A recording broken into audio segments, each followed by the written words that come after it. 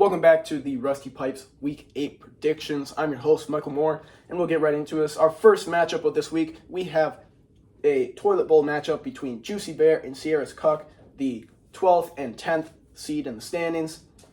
Juicy Bear right now 0-7, vying for that first overall pick next year. Had a good start to the week.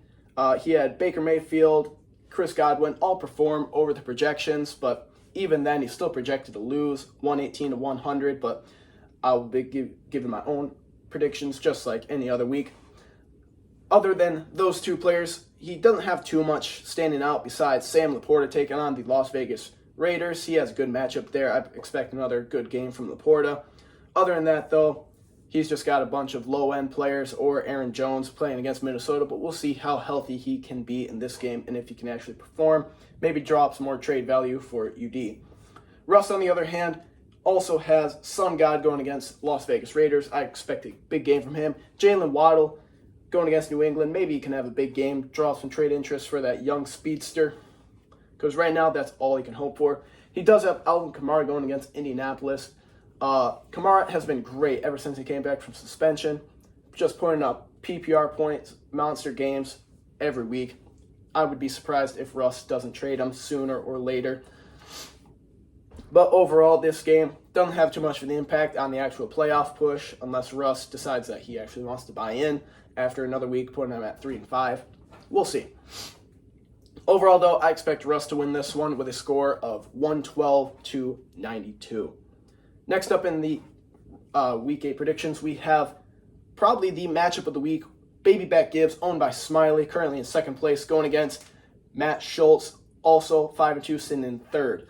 These guys are battling for that top spot, especially if Josh loses this week, but I don't really expect that to happen. Josh is a powerhouse. We'll get into him later, though. Right now, Smiley has a great matchup for a lot of his players. He's got Keenan Allen and Justin Herbert going against a Chicago defense that, while has had some decent performances, most of them have been against very bad teams, and they've just been rocked, even by teams like Denver. So Herbert, Allen, big games for them going up on Sunday Night Football. He's also got CMC, even with an injury last week, had a very big game, cost me a win in my other league. That hurt, but he's back. He's even more healthy. He'll have a good game against Cincinnati. And Gibbs finally had a huge game, even in the blowout loss last week. I expect him to be the big X factor for Smiley in this week going against the Raiders.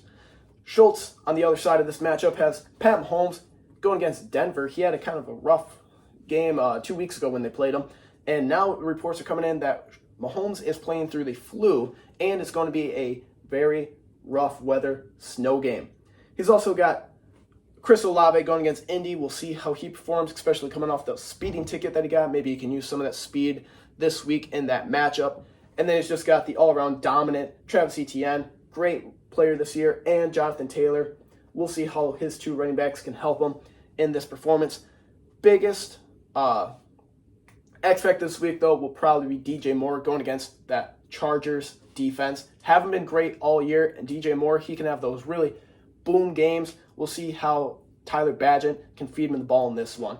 But I expect Smiley to continue regaining that confidence, that dominance, with a massive win over Schultz this week with a score of 145 to 141.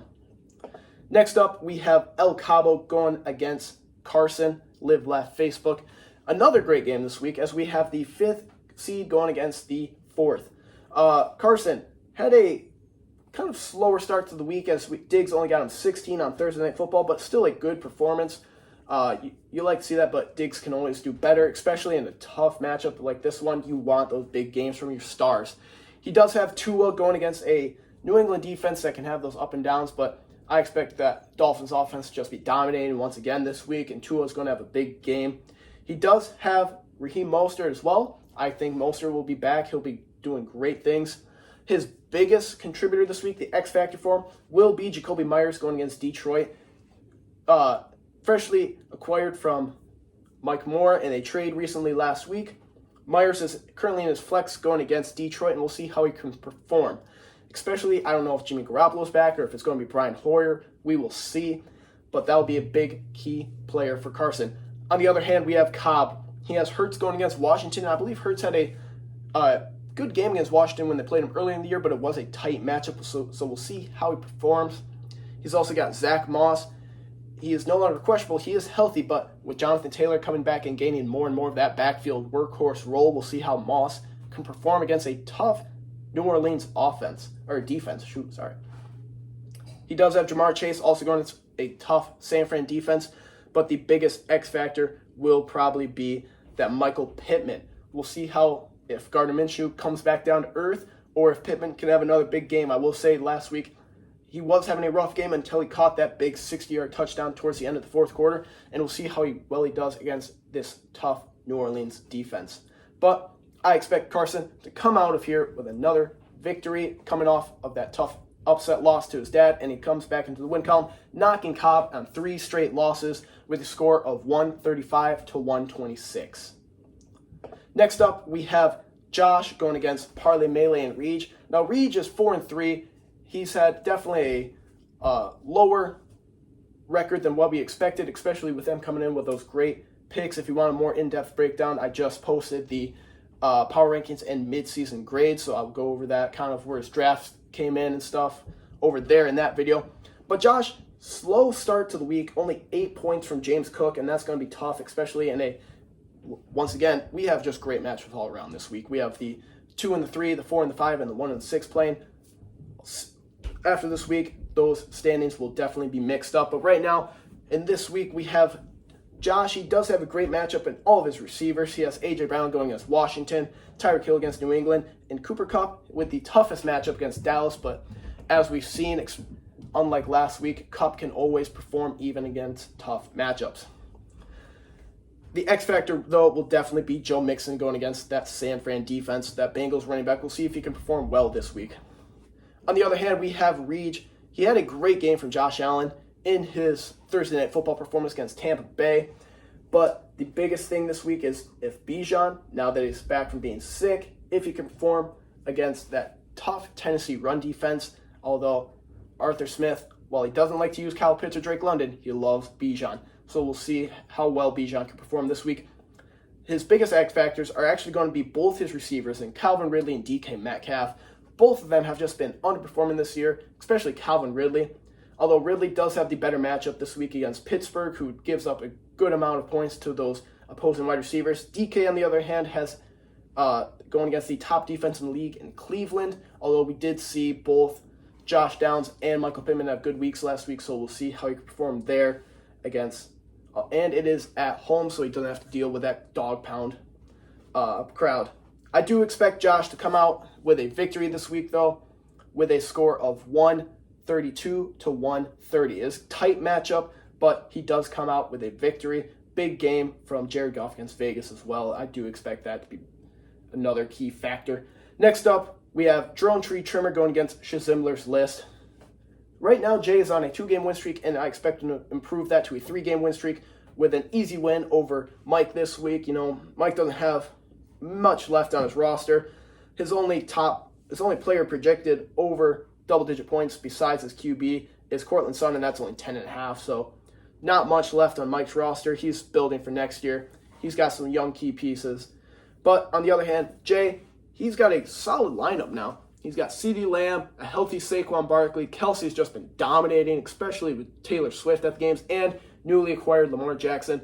Went on a tear last week against Detroit to help him secure that win over his son. And all around, not much to talk about in this matchup. Just knows that Jay is going to just dominate. I project it like a bloodbath, probably 130-something to 80. Definitely going to be the biggest blowout of the week. And next up, we do have Suck My Wake going against Not So Dangerous for the final matchup of the week. Suck My Wake, 4-3 on the year. He still has those playoff aspirations and is a sneaky good team. He did have a great Thursday night performance from his 2 players, and Dalton Kincaid and Rachaad White both going for 17.5 points. And he does have another great matchup in his wide receiver slot with Christian Kirk going against Pittsburgh. Like I said with Ridley, Pittsburgh gives up a lot of points to receivers. His biggest X factor this week, though, will definitely be in his flex, Drake London going against Tennessee. We'll see how much he is used in this game. Desmond Ridder, he can have those good games where he just feeds Drake London the ball and he's actually accurate, or he can have those games where he's 50% completion percentage and 3 interceptions. We will see there. On the other hand, though, we have Michael with Puka Nacua going against a tough Dallas defense. Puka showed last week that even with cutback, he could still have those big performances. He does have Ramondre Stevenson going against Miami. We'll see if he can continue that regained performance levels that he found in the last 2 weeks. He had those tough matchups early in the year, but he has been doing well, especially in that receiving game. He is known for that. He can get those PPR points. We'll see how he performs this week. But the X factor will definitely be George Pickens in that flex going against Jacksonville. Deontay Johnson's back. He did perform well last week, even with Johnson in the lineup. He had a nice 20-point game, and I expect him to continue that performance this week. But even then, Michael, he's already on to next year. Richie secures another win, improves to 5-3 with a score of 125 to 110. That will be it for this week's predictions. I will be back next week after these games for the Week 9 Power Rankings. Thank you.